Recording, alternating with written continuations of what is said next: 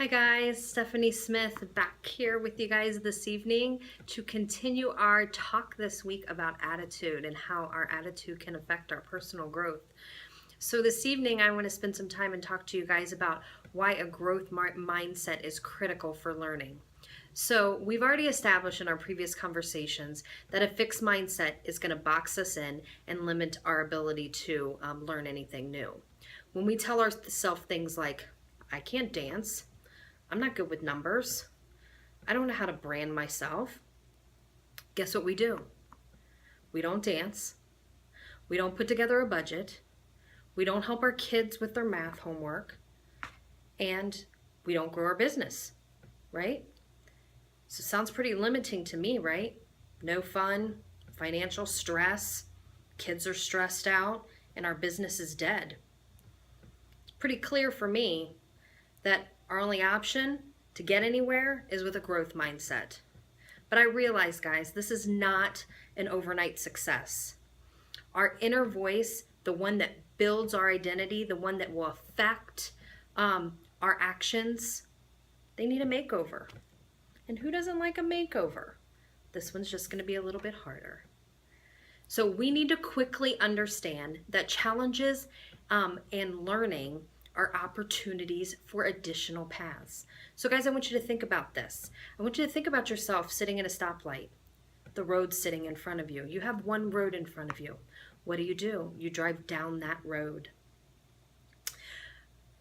But when we have, and that is our fixed mindset. But when we have a growth mindset, right, we provide additional paths for ourselves. We give ourselves additional directions. And now when we're sitting at that stoplight, now I don't have just one road in front of me. I have multiple roads in front of me. And when I have multiple roads in front of me, now I have choices. Now I have opportunities. Now I have different places to go that I never had before. And a growth mindset, by learning, accepting challenges, and understanding that those are opportunities for growth, opportunities for different paths, that is what I choose. So listen, guys, I want you to understand something, and this is something that goes back to yesterday that we talked about. Listen, the hand that we're dealt with in life, right? That's just our starting point, right? It's just our starting point of the hand we're dealt with. We talked about how, unfortunately, most people don't care about the hand that we're dealt with. Only we do, right? But we have a choice to let it limit us or let it help us, right? It can tear us down or it can cheer us on, right? So we can understand that that is our starting point. The rest is our mindset, right? The rest is that internal software inside our brain. The rest is our mindset and our effort. So guys, I want to talk to you tonight specifically about 3 ways that a growth mindset stands out in learning. And I think you guys will be able to connect with this. You'll be able to understand it. And it kind of helps provide a little bit of clarity for when we are learning or why we are learning, what can help us along the way. So the first one is success in doing our best in learning and improving.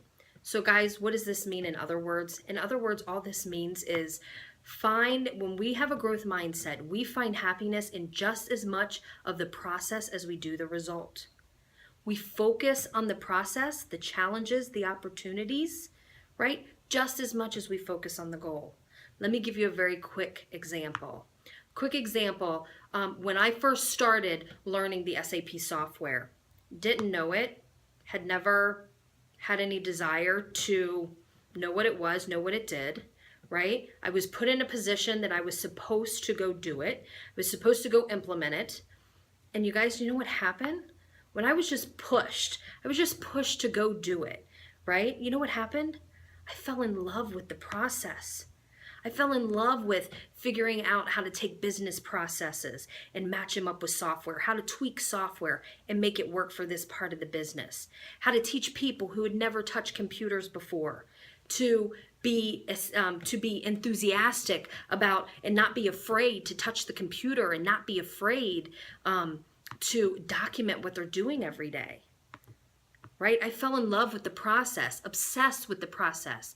Now it's my oxygen. It's what I love, right? So, and that is my success. That process of me going from A to Z is my success, right? So don't be afraid of the process. Love it just as much, because you just might fall in love with it. The second thing is setbacks are motivating. They are informative. And in fact, they can be sometimes be a wake-up call. So how many times have you guys been in a situation where you've been like, that wasn't very good, right?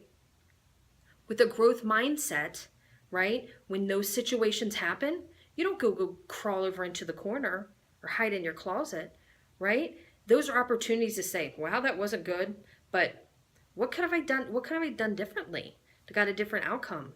How do I need to improve or change my game? Guys, one of the most impressive things is to watch somebody do something and it not be very good, but come right back and try it again and get better at it. Those are the people all of us are watching, whether we want to admit it or not.